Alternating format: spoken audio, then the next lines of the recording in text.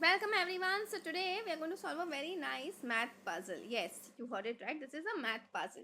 Even after looking at all the alphabets, I'm still saying that this is a math puzzle. You will quickly understand why.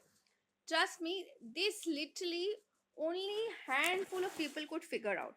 So if you can, then you should be really proud that you have got a great IQ. Okay, so now let's understand how do you solve this. See here, the sequence is O, T, T, F, F, S, S. Okay, here, if this is a math puzzle, there is no number, there is absolutely no number.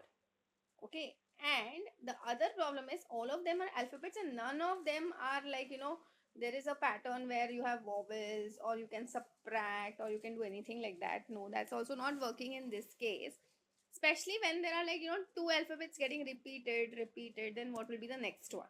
So now in this scenario, what you should be thinking of is, if this is a math puzzle, this means this should be your first number, this should be second, third, fourth, fifth, sixth, and seventh.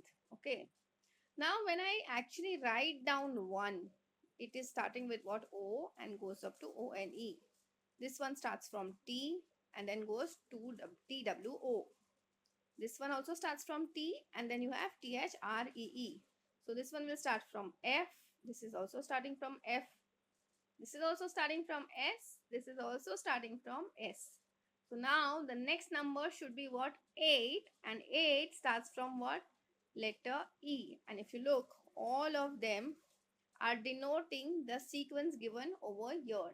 So I can say that for question mark, the letter which will replace question mark is nothing but letter E.